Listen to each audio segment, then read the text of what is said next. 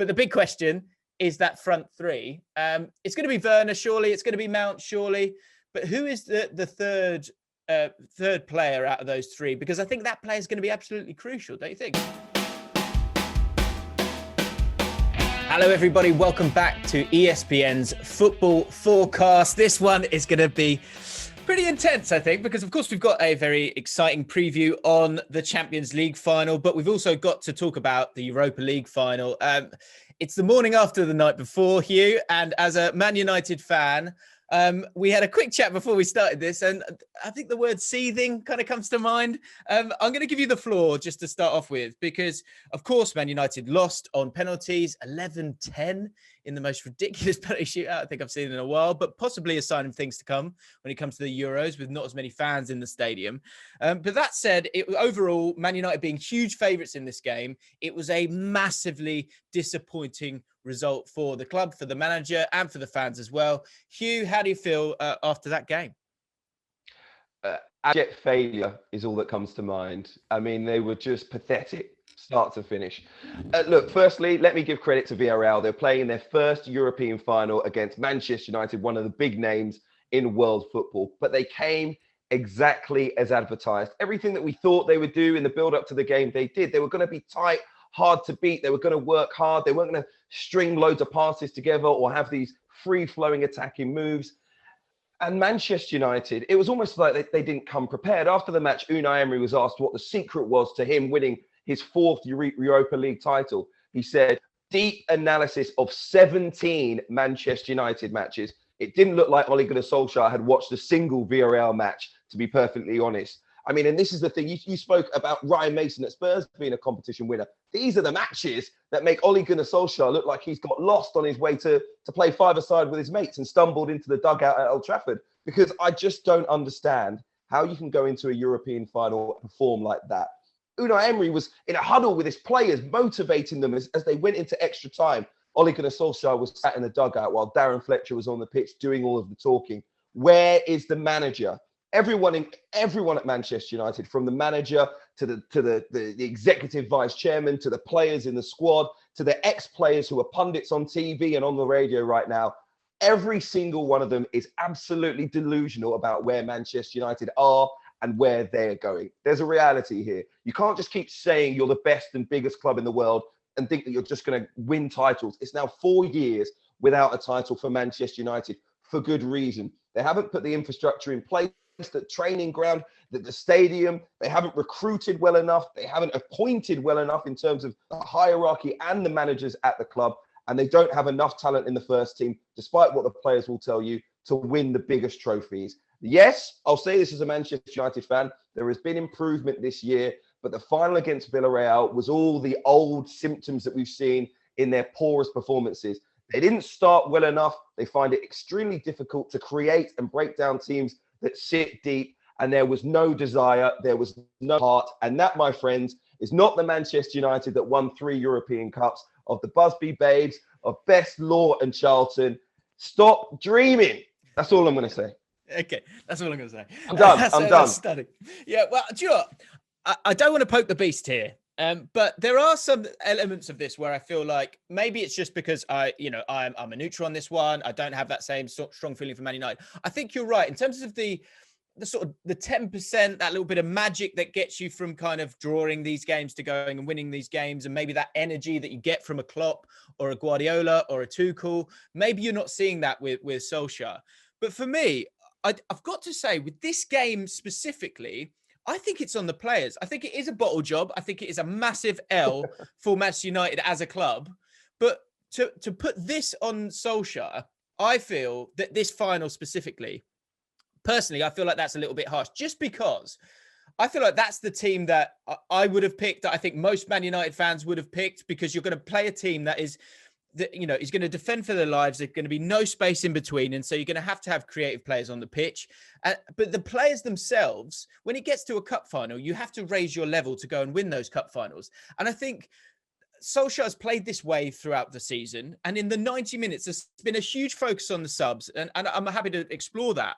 But the game should have been won in 90 minutes, and the game should have been won with those players on the pitch. I thought Pogba and McTominay played pretty well. I think Bruno Fernandes deserves a bit of a heat on this one, because in the first half, he kept drifting over to the left-hand side, getting in the way of Pogba, Rashford and Shaw, and should have stayed out the way. In the second half, they did, but still, like you say, that 10%, that little bit of magic, that's got to come from, experienced players at this point. Bruno Fernandes, Marcus Rashford, had a very poor game for someone who, yes, of course, his strongest talent is those diagonal runs and that pace, but he's got great feet as well. He needs to play better in this game. Could Pogba do a little bit more and create a little bit more? Could Cavani do better?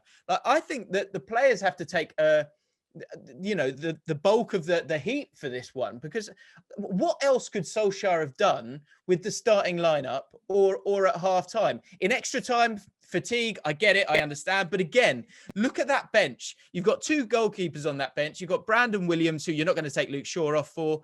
You've got Harry Maguire, a centre-back, who you're not going to bring on because he's injured.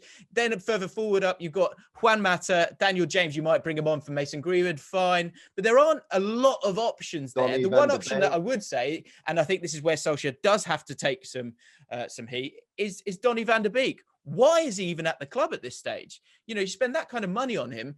And then when you look at a bench that feels a little bit weak, you've got all these players, these starting stars, and Solskjaer was afraid to take them off. Do you agree with that? And what do you think about the lineup? First things first, let's not pretend that Manchester United's bench wasn't strong enough for this match. I think that's just ridiculous. I don't think there's a starting player in Villarreal's team that would walk into Manchester United starting 11. I think it's different, because I think with this, it's as good as that bench is for another club. If you're going to bring one of these players on, you have to take off Pogba or Fernandes or Cavani or whoever those players are. That's the problem that Solskjaer has, I think. There were 5 subs made by Unai Emery and Villarreal during the 90 minutes. The likes of Moi Gomez, Paco Alcacer, Alberto Moreno. Do not tell me that Manchester United didn't have 5 players on the bench who could have competed with the 5 players who came on for Villarreal, who weren't even in the Spanish side starting 11. To pretend that there wasn't a game changer or enough quality on that bench is ridiculous. It's frankly ridiculous. My point is, it's about improving that starting 11. So in the 90 minutes, I think once it gets to extra time, he has to make changes because there's fatigue there. But prior to that, I'm not sure. But here's the thing, you can't just, and you're oversimplifying football. It's not about putting the 11 best players in your squad on the pitch and thinking that's going to be enough to win you football matches. You need something different. The reason that the best teams in the world don't just have great players, but they have great managers, is because you can get 10, 15% from that manager's decisions. The starting lineup itself meant there was no game changer on the bench, and that was the manager's decision. He put every single player who could have possibly changed the game in his starting 11, and he shoehorned them in. Let's be frank about this. Paul Pogba has never played a good game for Manchester United as a deep lying midfielder. Never, not a single game. He's never had that controlling element. He was hitting 50-yard balls. He was switching play straight off into the first row. He's just not comfortable there. He hasn't played his best football there for his country. He wasn't great there for Juventus. He played in a more attacking role. And the interesting thing about it is, Paul Pogba, playing off the left-hand side, has been really creative. He's been one of the few players at Manchester United that you would say, against a team that's going to defend deep, he might be able to pick out that special pass and unlock something. And instead, he was put basically protecting Bailly and Lindelof as a holding midfielder.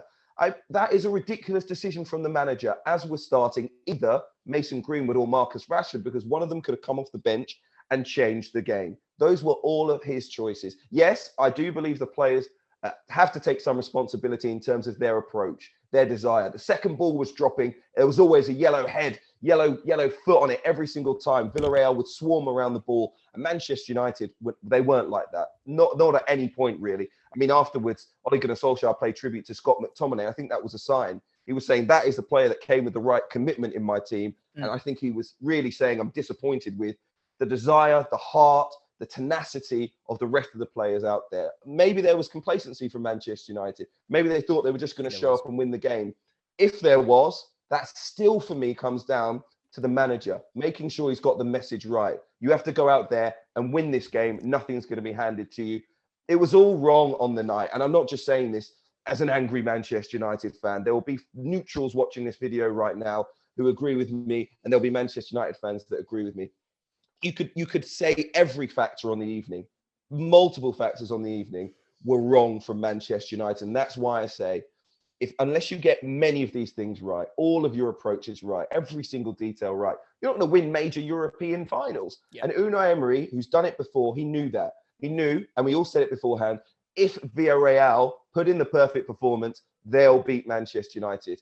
He worked out what their perfect performance was, and they executed it on the night. And that was the difference. Yeah, I think that there's definitely merit in a lot of what you're saying there. I think broadly, like, it's a disaster really for Man United to not be winning that game. And I think the most frustrating thing I would imagine for all Man United fans is if if you pick up Villarreal, put them in the Premier League, and make this a game in November, it's probably a game. It's a similar game to playing Sheffield United, and you go and you wipe the floor with them in the big moments, in the big games.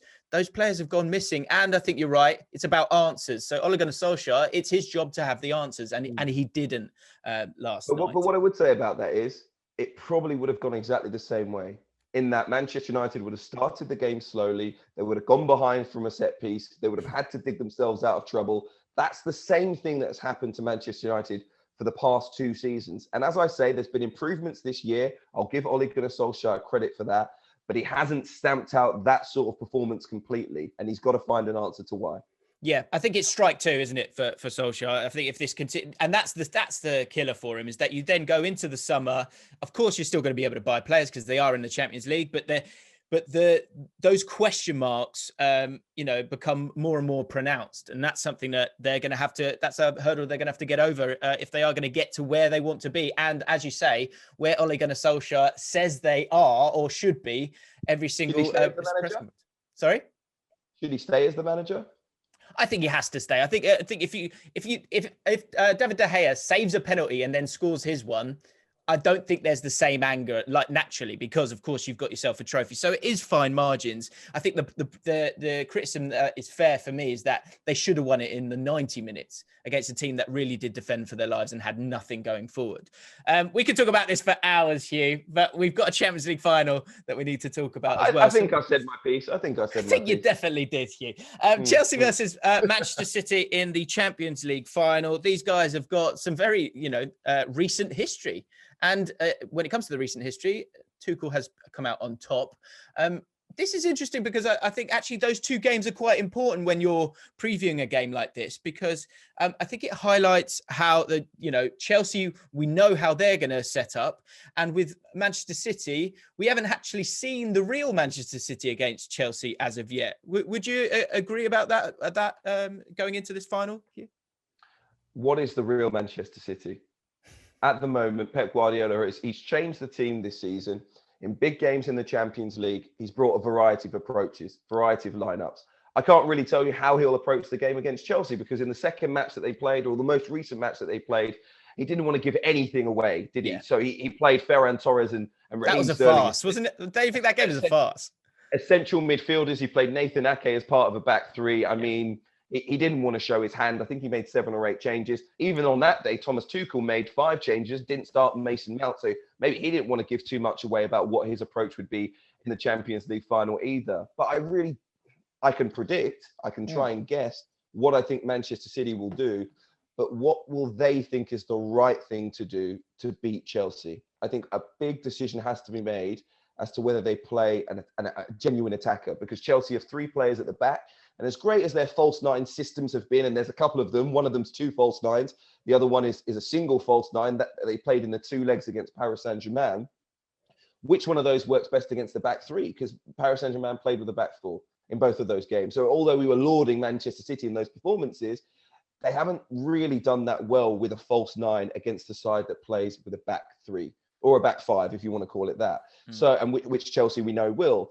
So does he change it? Does he put an attacker in, or does he just change his tactics full stop? I think it's going to be really interesting to see, because the thing that they've lacked when they've done that, particularly when they had 2 false 9s, is someone that just gets into the box, into those natural goal-scoring number 9 positions, into the 6-yard box.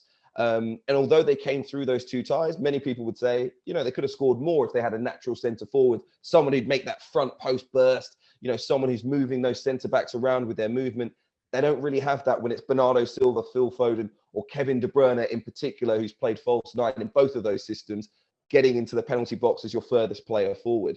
There's so many different tactical, machinations and little subplots all over the pitch. But I do think that's going to be a major one. I wonder how you see it, because I think many people would say Chelsea might go into this as favourites given those previous couple of games.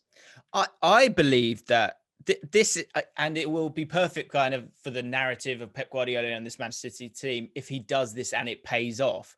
I feel like he plays with a strikerless system, and I think it kind of goes into what you were saying about Manchester United, and that's the sort of depth that both these teams have. Because of course, I think we've got to talk about Chelsea, and it feels like every round we've had that conversation. It's like, in the front three, who are you going with? And I think we should have that conversation again. But to Manchester City, I feel like Pep Guardiola has had those moments where he's gone, I want to try this, I want to try that. And he's focused on the opposition. What's worked for them overall, I think, throughout the season is him really drilling down on the idea of his philosophy and sticking with that over little kind of indiscretions in his mind where he thinks, let's try this, let's try that. And to be honest, he even did kind of explore that and maybe get it out of the way in the recent Premier League game where he played two strikers. He played Jesus and Aguero and played three at the back, as you said. And in that game, XG wise, they were ahead of it, and Aguero scores a penalty at half time, and it's a very different game. And so that is an option for you. But let's not get it twisted. The reason why he did that was because he didn't want to play his hand. And I think his hand is the team that finished those games against PSG. I think it is Bernardo Silva and his work rate. It is Kevin De Bruyne as those two most forward players. And it's going to be about Foden and Riyad Mahrez getting forward. That's where some of the goals came from in that PSG game. And I think he will lean towards that, because that way, I think you're going, we're the best team in world football right now. We're going to play how we want to play. And I think if you change it and tweak it, you don't, although Tuchel might have a great master plan and might be able to kind of get them over the line in that way, it still won't be your best hand for Man City. And I think they've got such an embarrassment of riches in quality. And Pep has gone down this route and it has worked. So I think he's got to kind of trust himself and trust the team that he's put forward and go with that team. I think he has to. I guess the only question mark you might have is, do you play maybe Gabriel Jesus instead of Bernardo Silva? But Bernardo Silva's work rate is outrageous. And I also think anyone who would suggest that maybe Sergio Aguero might play in this game, I would point you towards some of the interviews that Pep Guardiola made after that Premier League game. That was the end. That was the end for Aguero. I don't see him starting in this game in any way, shape or form. I think the formation for Chelsea is there. It's set in stone. It's 3-4-3. But I guess it's the personnel and two areas. I think, first of all, you've got this new thing between Reece James and Azpilicueta, who's going to play right-sided centre-back and who's going to play as the right wing-back. For me, I think it's going to be Reece James who plays there, because I think they need to be able to get around the press a little bit better.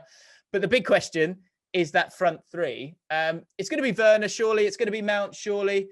But who is the third player out of those three? Because I think that player is going to be absolutely crucial, don't you think, Hugh? Is it a front three, though?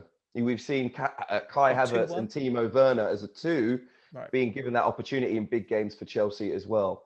I think it's really difficult to know who's going to start this game. I think Timo Werner's work rate is a big thing, and I think his speed is going to be another big factor. If they do get the ball in behind John Stones and Ruben Dias, which is very hard to do, but if they do, they need someone that can capitalize on that. He's got that powerful burst, unlike someone like Kai Havertz, who's a bit like a kite in the wind, to be perfectly honest, when he's running through on goal. Although his finishing's great, and when he drops deep, he's a very creative player. I think he can have an impact in this game. It might come down to those one or two moments. The difficulty is, if you only get a couple of chances, Timo Werner this season has not been the player to take them. So do you trust him in terms of his goal scoring ability? Do you maybe bring in someone like Olivier Giroud and say to a couple of players around, can you play off him? Can you use him as a focal point? And maybe Timo Werner gets his opportunities, because the two centre-backs of Manchester City, particularly Ruben Dias, a very physical defender, are occupied by Olivier Giroud. It would be a big, big call for a final, but of course he's got the experience, a World Cup winner. Maybe that helps as well, because Timo Werner and Kai Havertz, this is the biggest game of their careers so far. But it's an interesting one. The other option, of course, is, does he pack the midfield? I think Pep Guardiola goes for the formation that he played in the second leg against Paris Saint-Germain. He put four players across the middle and those two false nines, almost like a 4-4-2. So he had Gundogan and he had Rodri in the midfield. He had Foden and Mahrez either flank, and then he had Bernardo Silva and De Bruyne. And that almost means that the three centre-backs of Chelsea are almost alone for a lot Yeah, of they're the a bit time. redundant, aren't they? Yeah. They're a bit redundant, and we saw that with the Paris Saint-Germain defenders as well. Marquinhos and Kimpembe were looking around, and they were in about 20 yards of space, and they had no one to mark.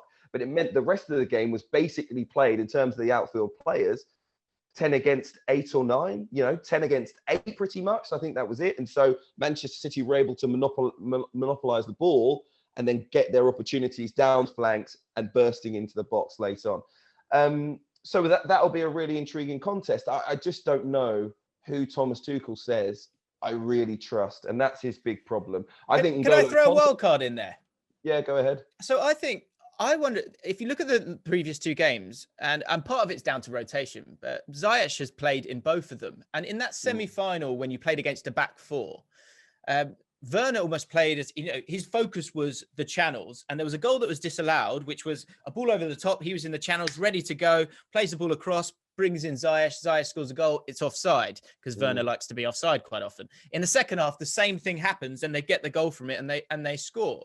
I wonder if that's the goal they scored against Manchester City. Very similar goal that they scored against Manchester City in the FA Cup semi-final as well, which was the winner. Hakim Ziyech scored it. Timo Werner set it up. Yeah, look. So I wonder if he looks at Ziyech and what we might see here is the first almost strikerless final.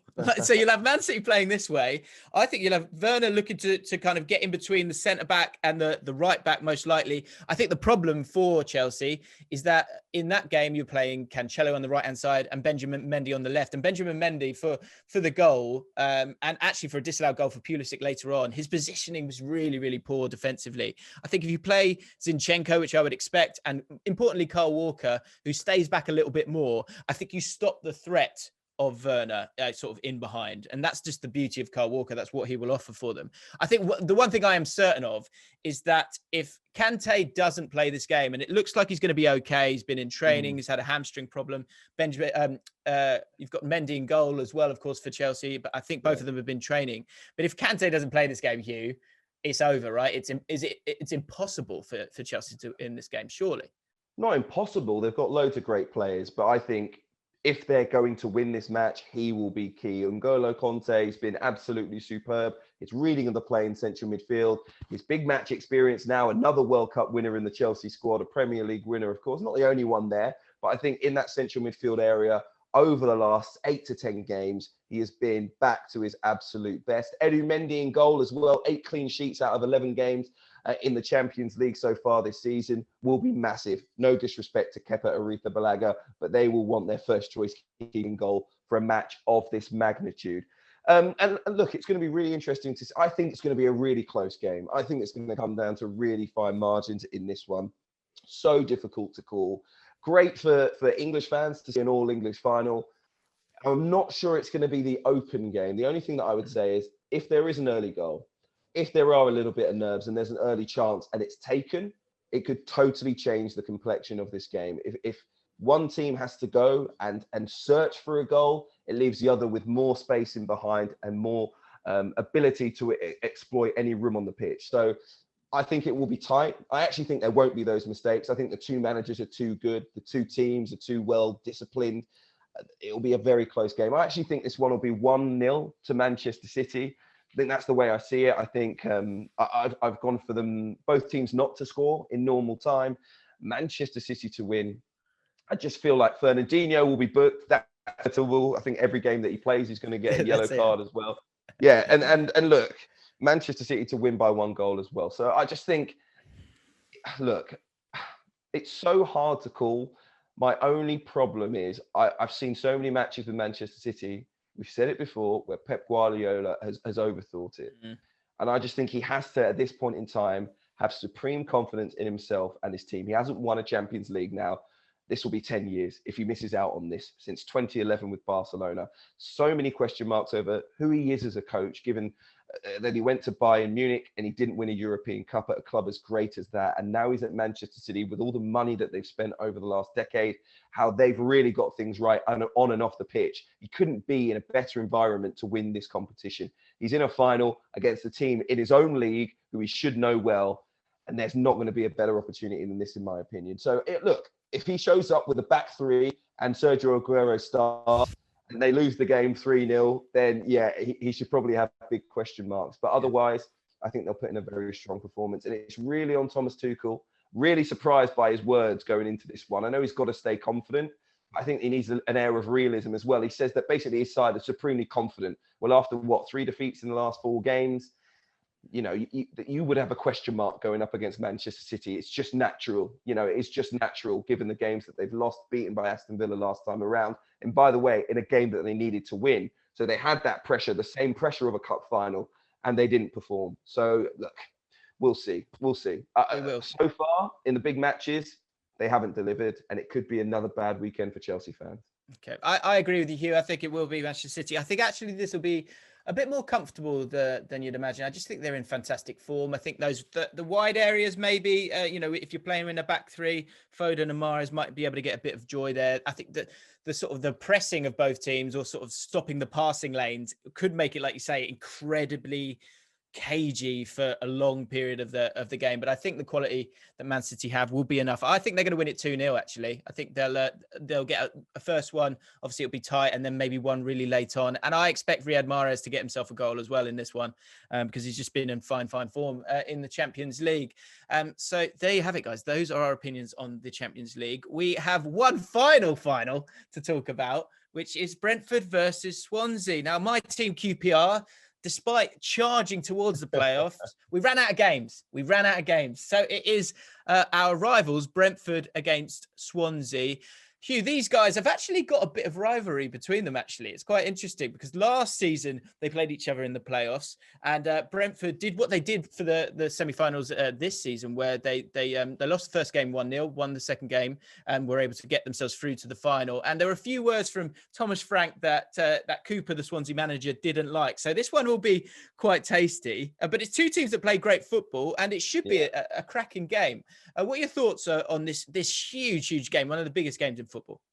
Well, listen, I went to that second leg between Swansea and Brentford. It was the final game at Griffin Park, the historic home of Brentford before they moved to their new stadium. And for an hour of that match, you would have thought it was peak Barcelona with Messi, David Villa, Pedro as their front three. BMW that Brentford had last year, who was so great, Watkins and Buemo, they were just sensational. And Ben Rama, who ended up going to West Ham. It's a different forward line this year. They've still been absolutely fantastic. Brentford were the top scorers during the normal season. Ivan Toney, 31 goals for him. But what's interesting is you look at the record that Brentford had in the tables this year. Really good record. They scored loads more goals. I think 23 more goals than Swansea during the season. But the two games that they played head-to-head both ended 1-1. And what it showed, what I've thought about Brentford a lot is, those traditional championship teams who might play what we'd call traditional British football, they have struggled against. And I think that cost them in the championship final at Wembley last year that I went to, where Fulham just had a little bit more of that direct nous about them. There was a familiarity with the big, slow pitch at Wembley. I think that will play a part for Brentford this year, understanding that they can't play that short passing game that they love so much. But also that Swansea, who like to play a passing game as well, have a style that's well suited to going up against Brentford, well matched against them. And I think this one might be a lot tighter than people think. I think Steve Cooper will have a plan. He's got a great reputation, of course. Thomas Frank too, and it's great to see what he's done, because after that championship playoff final loss last year, he promised the Brentford fans that they would have a team that was going to be good enough to challenge to go up to the Premier League. And here they are, right on the precipice of doing it. It's a very difficult one to call. I know you've watched a lot of both of these teams. You love your championship football, of course, your teams in that division. How do you think this game will go? I think again, a bit like the Man City Chelsea game. I think you've got two teams that are sort of different, but they're kind of similar at the same time. Now, Swansea have 50% possession throughout the season, which doesn't sound like a huge amount. But what that highlights is that they're actually quite good without the ball. And as you said, Hugh, that is almost a bit of a problem for this Brentford side that is normally used to kind of holding on to the ball. I think the pitch is huge as well here, quite literally, but also in the game itself, because you've got a midfield where someone like Fulton for Swansea's got great legs, but then you've got someone like Matthias Jensen for Brentford, who's fantastic on the ball, but he only wins about 36% of his duels. So for me, I don't really know how this pans out, because if Brentford are able to get on the ball, exert their will on the game, and Jensen has a good game, then Brentford will have a good game and be able to kind of maybe pick apart this Swansea side. But if Swansea are able to kind of use that energy and, like you say, that little bit more experience, maybe with someone like Conor Hourihane, who came in January, has been brilliant for them, then it could happen for them. You've got Andre Ayew up front, 16 goals this season in the Championship. He's a really sort of underrated player in the Championship that I think it's one of those where often... Too good for the Championship, wouldn't you say? I think so. I think he's one of those where when we look at the Championship, we look at the young guy who's on his way up, not the guy who's kind of there already and might not have too much further to go. And Andre, I think he's that kind of player. Whereas Ivan Toney, of course, as you say, is he's just been electric for them. That BMW from last season, there's only one of them left, Mbeumo, and I think Mbeumo could be the match winner in this game with such a big pitch. They might be able to, if they're able to find him, and Swansea are able to get stretched a little bit, then I think there could be some joy for him, because he did look very, very lively in that second leg of the semi-final, which was absolute chaos, by the way. Go back and watch the highlights of that if you can go and find it. In terms of a prediction, what's also really weird finally on this one is that you've got a team that started the season playing 3-4-3 and then has gone to a 4-3-3. And then you've got the opposite for the other team in Swansea. So it's two very smart managers that will both have a plan, as you say. I just think 10th time lucky maybe for Brentford. I think they surely have to be favourites. The amount of points that they've got accrued over the last two seasons would suggest that as well. And as good as Swansea are, and as exciting as some of their younger players as well, we haven't even spoken about the centre-backs guy in Kabanga. I just think that if Brentford play to their ability, it's going to be their year, which as a QPR fan is not exactly what I want to say. But I mean, maybe, with some of our predictions, we've put forward one thing and then the opposite has happened. So fingers crossed for Swansea fans, it will go that way. But I expect Brentford to win this one. I think it'll be tight. I don't think it'll be too many goals, but I think they'll win it. Yeah, I agree. I think the form will play a big part. Brentford haven't conceded more than one goal in their last 8 games. What is it for Swansea? Only 2 wins in the last 7 games. So I think the form does play a part. Confidence is really high at Brentford. And as I say, they won't want to make the same mistake again back at Wembley. Maybe the fans play a part as well for them this time around, because they really missed them last year. So, look, I agree with you. I think it'll be tight. If Brentford score twice, then I think that's going to be good enough. And I think it'll be Brentford 2-1.